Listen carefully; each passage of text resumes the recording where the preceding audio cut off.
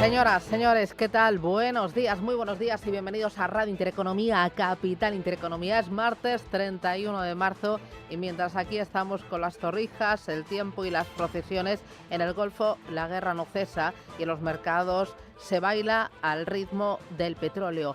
El precio del petróleo se aleja de los máximos intradía.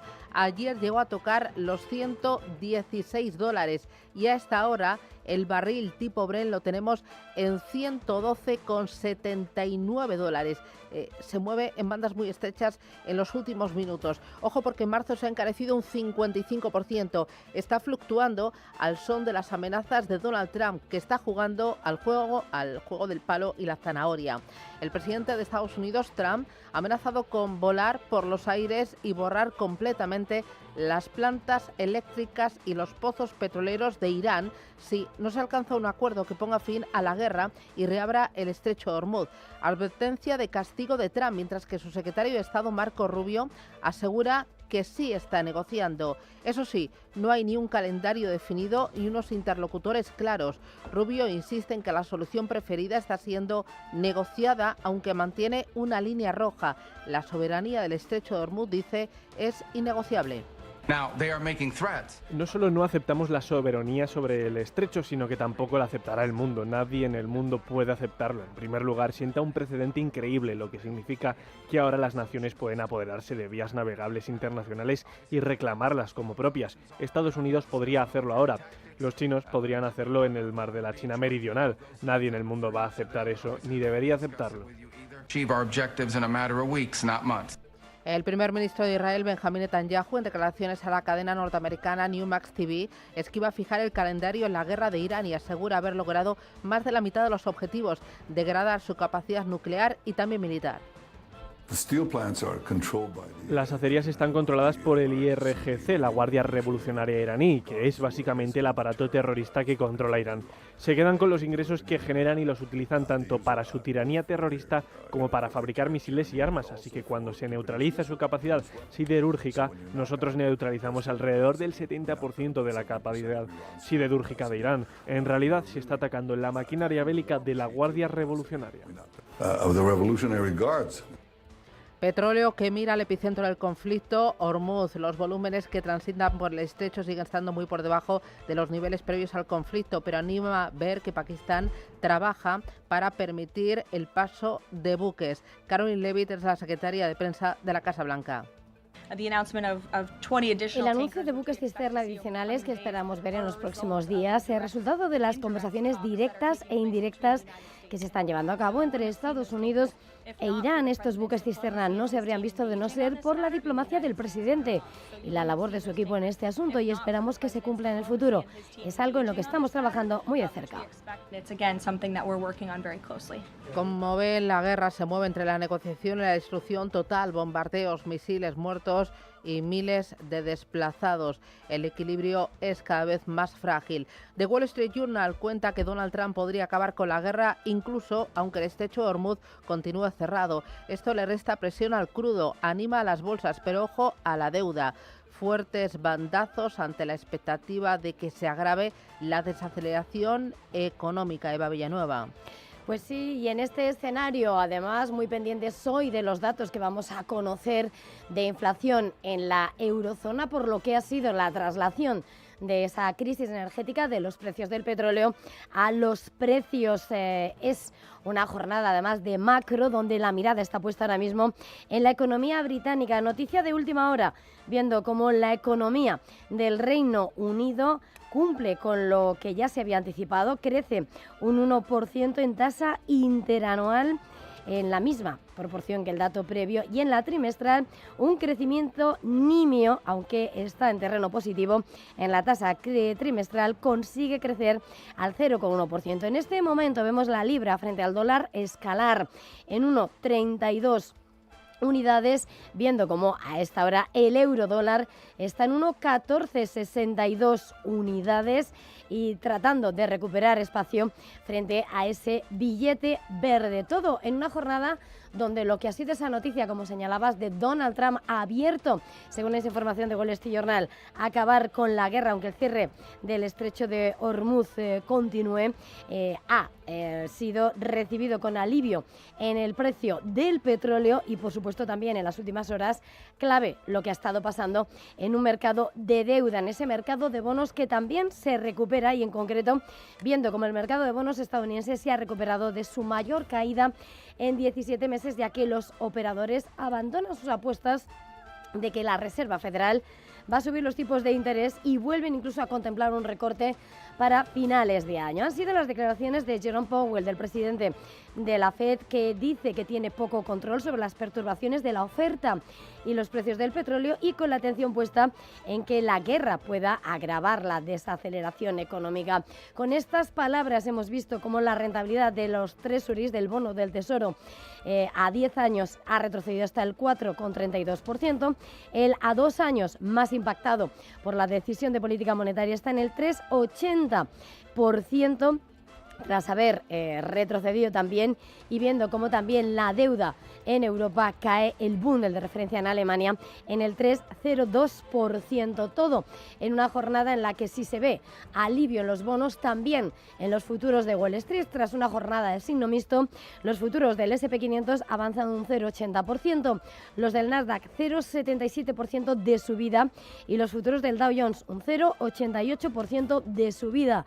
También vemos cómo Europa se prepara con subidas fuertes, los futuros del DAX del 0,97%, mientras que aquí, de cara a lo que va a venir por parte del IBEX 35, es una ganancia más moderada del 0,34%. En Asia, sin embargo, esta mañana hemos visto ese signo mixto con fuertes caídas todavía en Japón del 1,21% y el Kospi surcoreano casi un 4% de caída en una jornada donde Seúl ha aprobado un presupuesto adicional para hacer frente a lo que es la crisis desatada por los precios de la energía y de la inflación.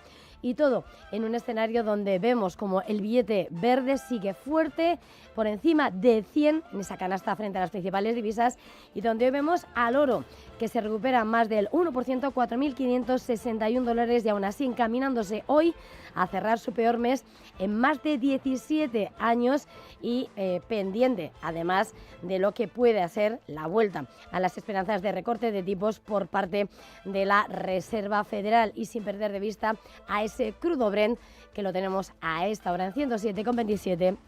Bueno, muy atentos a las palabras del presidente de la Reserva Federal de Estados Unidos. Jerome Powell cree que las expectativas de inflación a largo plazo están bajo control a pesar de la guerra contra Irán.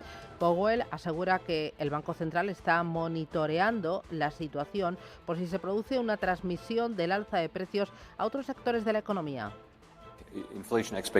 Las expectativas de inflación parecen estar bien ancladas más allá del corto plazo, pero aún así es algo que con el tiempo quizá nos obliga a plantearnos qué hacer al respecto. Todavía no nos enfrentamos a esa situación porque no sabemos cuáles serán los efectos económicos, pero sin duda tendremos en cuenta ese contexto más amplio a la hora de tomar esa decisión.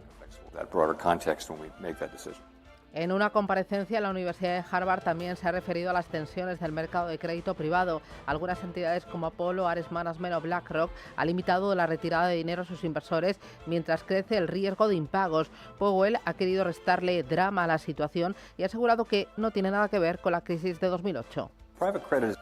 El crédito privado es una parte relativamente pequeña de un conjunto de activos muy amplio. Lo estamos vigilando muy de cerca como todo el mundo y estamos hablando con gente del sector, con inversores y con todo el mundo.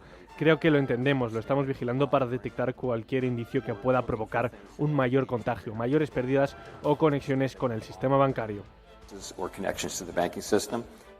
Powell también se ha referido a la independencia de la Reserva Federal tras los ataques de Donald Trump, que intenta controlar la institución para forzar la aprobación de rebajas de tipos de interés más agresivas. Aprovechó Powell para darle un consejo a su sucesor, a Kevin Walsh, que tomará las riendas de la Reserva Federal el próximo mes de mayo. Solo daría consejos si me lo pidieran y lo haría en privado, pero diré un par de cosas en general sobre la Reserva Federal. Es muy importante ceñirse a lo nuestro y a las tareas que realmente se nos han asignado. Siempre existe la tentación de querer, ya sabes, no estamos tratando de ir en contra de ningún político ni de ninguna administración, pero debemos tener cuidado de ceñirnos a lo que estamos haciendo. Powell ha destacado la autonomía de la Reserva Federal y la importancia de cumplir su mandato, estabilidad de precios y creación de empleo.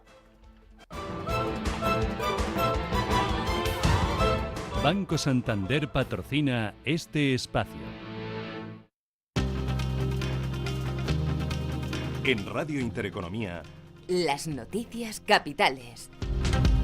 Es martes 31 de marzo, son las 8:10. Hoy Consejo de Ministros, el primero con Carlos Cuerpo como viceprimer ministro y con Arcadi España como ministro de Hacienda. El Ejecutivo tiene previsto dar la nacionalidad española por la vía rápida al opositor venezolano Leopoldo López. José Manuel Álvarez, ministro de Asuntos Exteriores.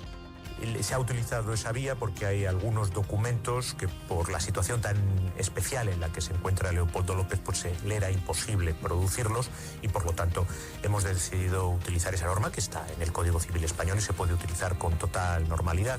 El Gobierno indultará a las 6 de la Suiza, las 5 mujeres y un hombre sindicalistas de CNT que cumplen en tercer grado penas de 3 años y medio de prisión por coacciones al dueño de una pastelería de Gijón, al que acusaban de acoso laboral. La ministra de Defensa, Margarita Robles, comparece este martes en el Congreso. Después de que el Gobierno haya cerrado su espacio aéreo a los aviones estadounidenses involucrados en la guerra de Irán, lo hace a instancias del Partido Popular para explicar las consecuencias de dicha decisión en un momento en el que Donald Trump ha amenazado con cortar el comercio con España. Robles ha dejado claro, eso sí, que no prevé una retirada de Estados Unidos de las bases militares en España. Así valoraba la situación el ministro de Economía, Carlos Cuerpo, en la SER.